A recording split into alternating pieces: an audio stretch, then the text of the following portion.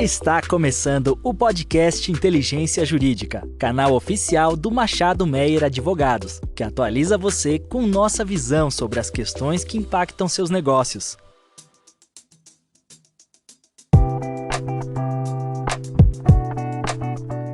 Olá a todos e todas, meu nome é André Menon, sou sócio do tributário do Machado Meyer e hoje, em um podcast especial, tenho o prazer de ter comigo aqui para discutir os textos da MP 1184 e 1185, os meus sócios Bruna Mahara e Daniel Peixoto.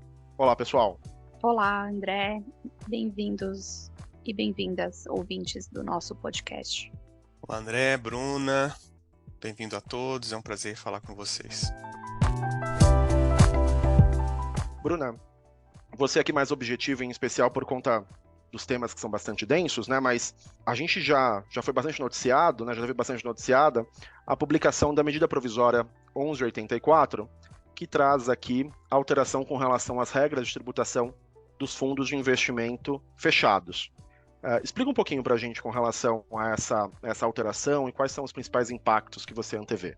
Bom, a MP 1184, ela estende aos fundos fechados a sistemática de tributação periódica de come-cotas, né?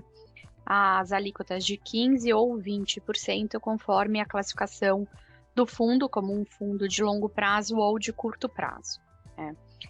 As exceções a esse regime, que passa a ser, então, um regime geral, são os FIPs, FIAs e ETFs que se classifiquem como entidade de investimento. Ou seja, são os fundos que tenham ali gestão discricionária e profissional e que também cumpram com as regras de diversificação do portfólio trazidas ali na MP, né?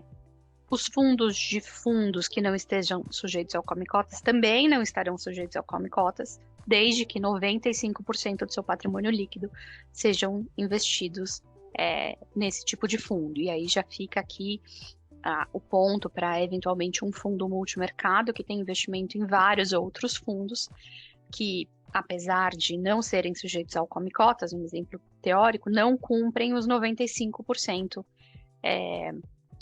que é o limite aqui do portfólio. Então, uma eventual reorganização pode ser pensada para esse tipo de fundo.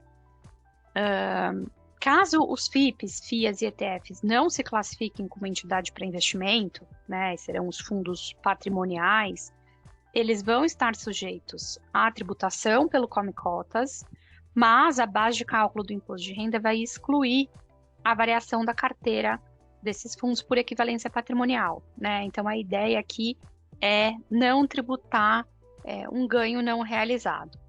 Acho que nesse ponto andou bem a medida provisória, principalmente porque as iniciativas anteriores do governo tratavam o FIP patrimonial como uma pessoa jurídica, né?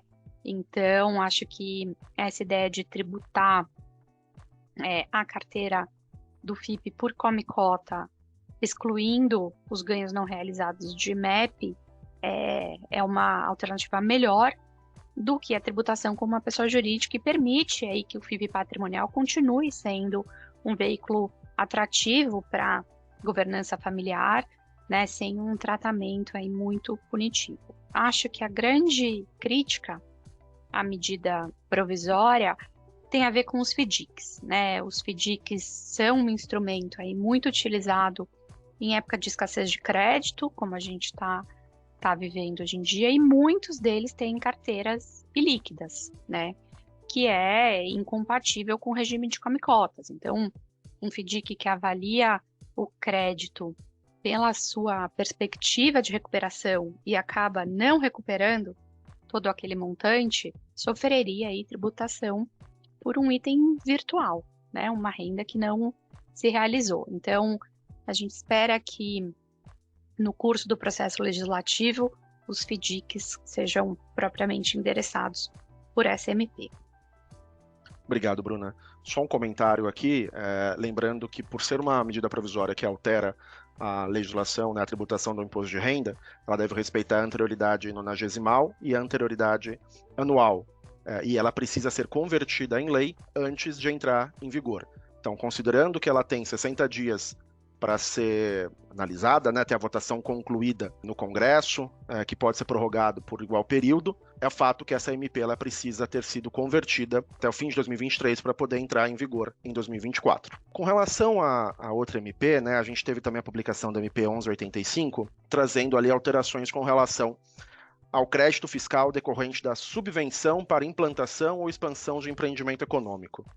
Lembrando que essa matéria ela foi muito discutida quando do julgamento do tema repetitivo 1182 pelo STJ, que entendeu que, em razão das disposições do artigo 30 da Lei 12.973, que foi introduzido em razão da Lei Complementar 160 de 2017, o STJ entendeu que não poderia ser passível da tributação pelo imposto de renda e pela contribuição social os benefícios fiscais de ICMS, desde que houvesse a constituição de reserva, né, reserva de lucros. Um outro julgado importante também aqui foi o ERESP 1.517.492, julgado em 2017, que analisou a matéria sobre o prisma do crédito presumido, que entendeu que o crédito presumido de ICMS não poderia ser objeto de tributação pelo imposto de renda e contribuição social por um outro argumento, que é o pacto federativo, ofensa a pacto federativo.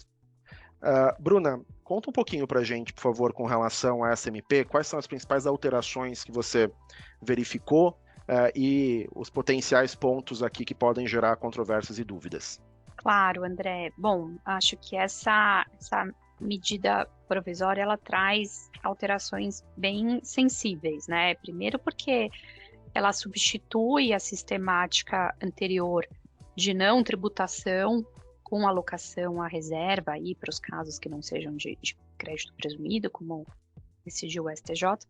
Esse regime é substituído por um regime de crédito fiscal, né? Que é esse conceito que a lei traz aqui. Então, ela restringe o tipo de subvenção, revogando o artigo 30 da Lei 12.973, que trazia a equiparação, as subvenções, o tratamento, né, das subvenções de investimento e custeio, que tinha sido trazido pela Lei Complementar 160, então a lei tinha encerrado uma discussão, né, e agora esse dispositivo de lei foi revogado, então tem uma limitação ao tipo de subvenção, ao momento de utilização, né, traz aqui uma necessidade de habilitação e principalmente uma limitação do valor do crédito, né? Se antes a gente tinha uma não tributação da receita de subvenção por IRPJ, CSLL, PIS e COFINS, hoje esse crédito fiscal está limitado ao IRPJ, né? Inclusive adicional, então a 25% das receitas reconhecidas de subvenção após a conclusão da implantação ou da expansão do empreendimento econômico e do protocolo de pedido de habilitação da pessoa jurídica, né? Então, acho que a gente tem uma limitação significativa aqui ao valor do investimento aplicado no empreendimento, quando a gente está falando de itens não sujeitos à depreciação ou amortização, ou uma limitação ao valor equivalente às despesas de depreciação, amortização e exaustão relativas ao empreendimento que foi objeto aí de implantação ou de expansão. Bruna, obrigado pelos pontos aqui que você trouxe. Uma dúvida de ordem mais prática, né? Quando a gente olha para o capítulo 3º da MP, ele traz ali a forma de apuração do crédito. Para o capítulo 4, ele traz ali a forma de utilização do crédito. Como que efetivamente esse crédito fiscal ele pode ser apurado e quais são as formas de utilização que a MP prevê? Então, André, esse crédito fiscal de subvenção para investimento, que é essa nova figura trazida pela MP, corresponde ali à multiplicação de 25%, que é a alíquota do IRPJ com adicional, sobre as receitas de subvenção, né? E o artigo 7º vem explicar, detalhar a forma de mensuração desse crédito fiscal, né? Então ele fala, olha, você vai multiplicar 25% sobre receitas de subvenção relacionadas à implantação ou expansão do empreendimento econômico e reconhecidas após a conclusão dessas etapas de implantação e expansão e após o protocolo do pedido de habilitação da pessoa jurídica. E tem que ser receitas reconhecidas até dezembro de 2028. O artigo 8º também começa explicando como vai ser apurado esse crédito fiscal.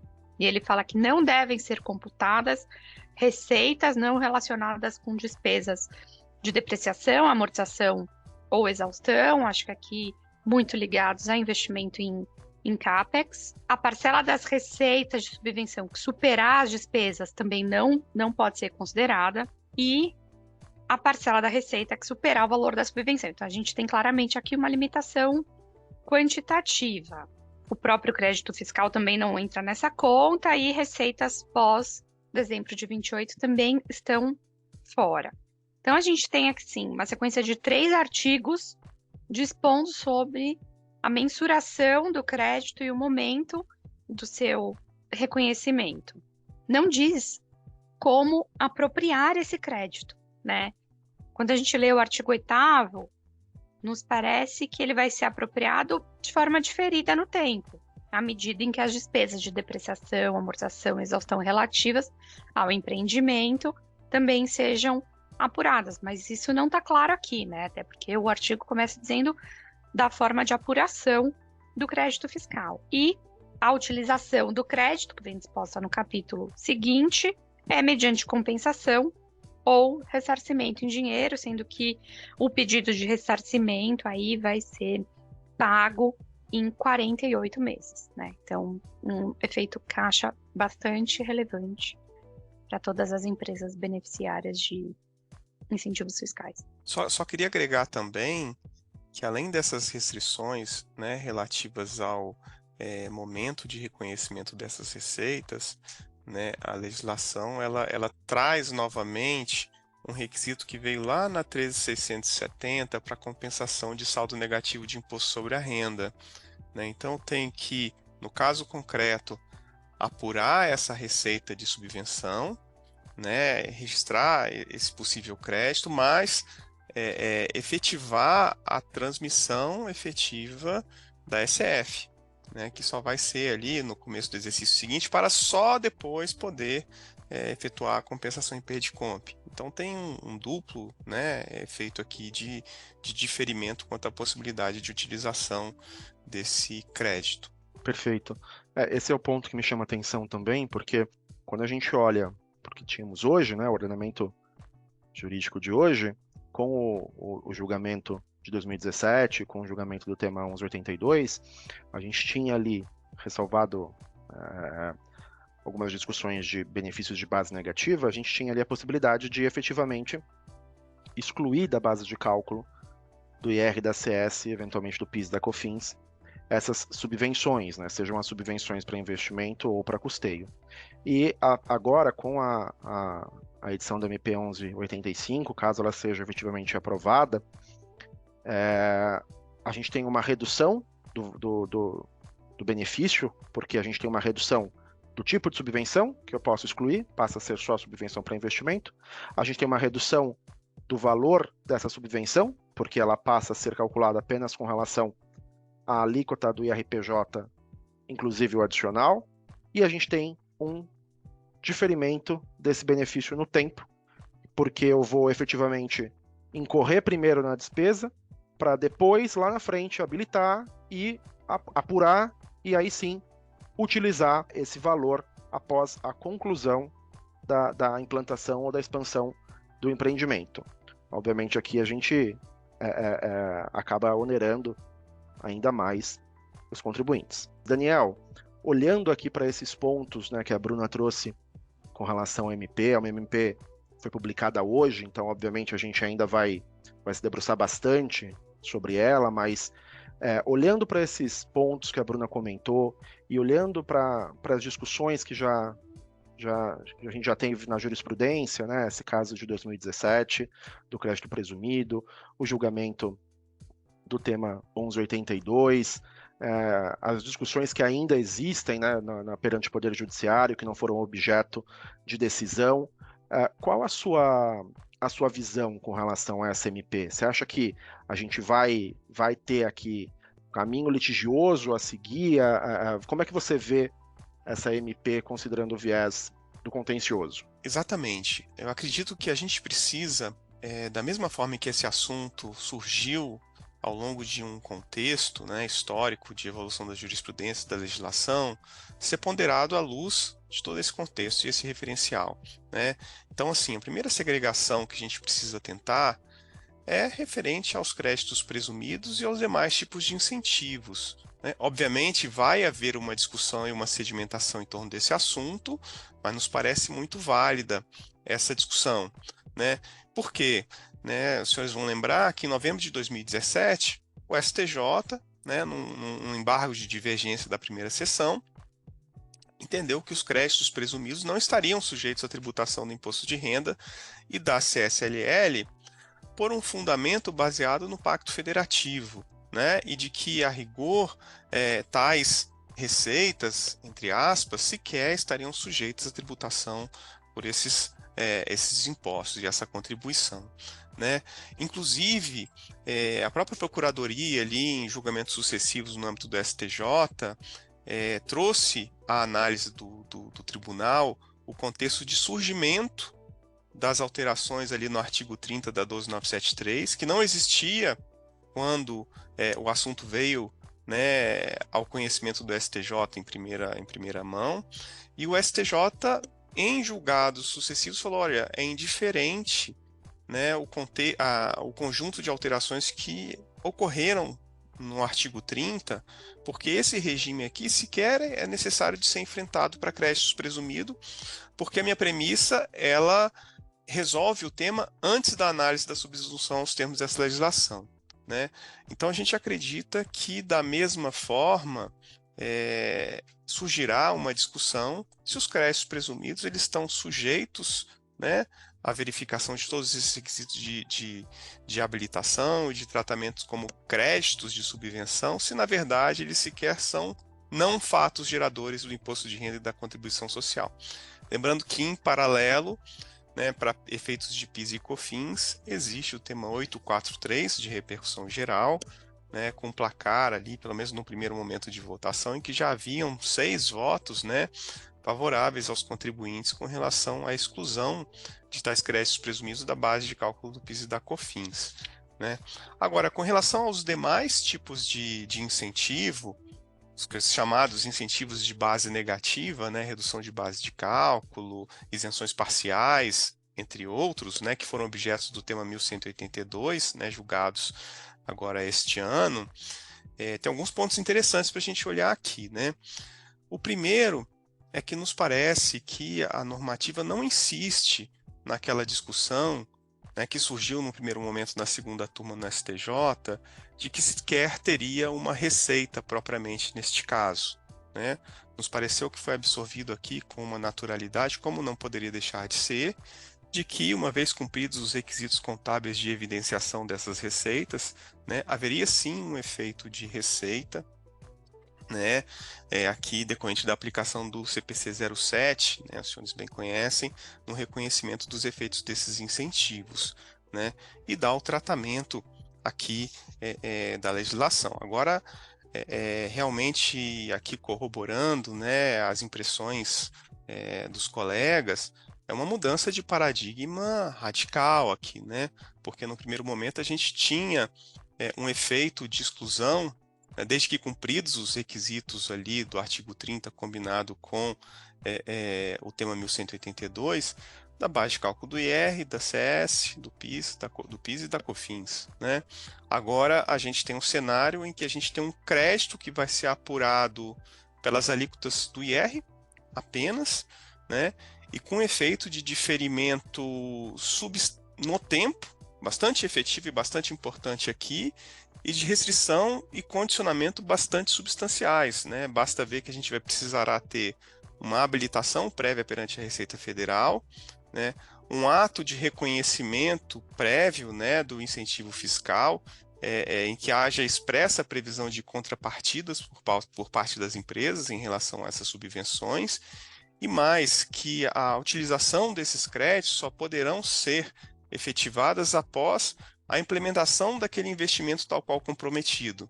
Então, realmente, é um novo paradigma aqui de restrição, de diferimento, com relação à utilização desses incentivos. Obrigado, Daniel. Então, o que eu extraio aqui da sua fala é que a gente continua, né, com algumas possibilidades de discussão, em especial aqui quando a gente olha para a questão do crédito presumido, né? Mas uma outra pergunta que eu queria te fazer é, dentre as alterações que foram efetuadas pela MP 1185, a gente teve ali a revogação do inciso 10 do parágrafo 3º do artigo 1º da Lei 10.637 e o inciso 9º do parágrafo 3º do artigo 1º da Lei 10.833, de modo que agora as subvenções, mesmo para investimento, elas estariam na base de cálculo do PIS e da COFINS. O Supremo tem uma discussão acerca da base de cálculo do PIS e da COFINS, né? Você acha que pode ter algum reflexo aqui com relação a essa revogação da MP? Como é que você vê essa matéria? Sem dúvida, André. São dois estratos de discussão, como foram dois estratos de discussão ali no tema 1182 para fins de IR na CS, ainda que no Superior Tribunal naquele caso, né? Quando a gente fala de PIS e COFINS, a gente tinha uma discussão sobre enquadramento e não tributação para fins de subvenção à luz dos dispositivos legais, né, que são os que você acabou de mencionar, mas tem uma discussão que vem antes dessa, que é de âmbito constitucional, que vai dizer que tais subvenções, né, na forma de crédito presumido, sequer receita são. Né? Significa que nem em tese eu poderia prever uma hipótese de incidência para tais, né, manifestações aqui de suposta riqueza. Então, estaria prejudicada aqui realmente essa revogação, seria um efeito prático neutro, mas é evidente que a gente fica aí no aguardo e na dependência da definição do Supremo sobre o tema 843.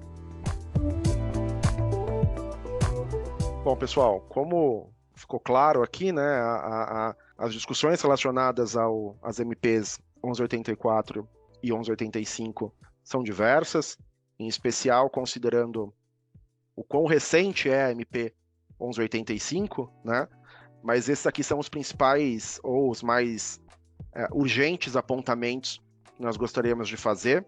A gente vai continuar aprofundando aqui a matéria e eventualmente trazer novas análises, novas informações para vocês aqui em próximos episódios. Mas eu queria agradecer aqui a participação brilhante da Bruna e do Daniel e agradecer a todos vocês por nos ouvirem. Muito obrigada, ouvintes. Espero que tenham gostado de mais uma edição do nosso podcast. Muito obrigado, um abraço a todos.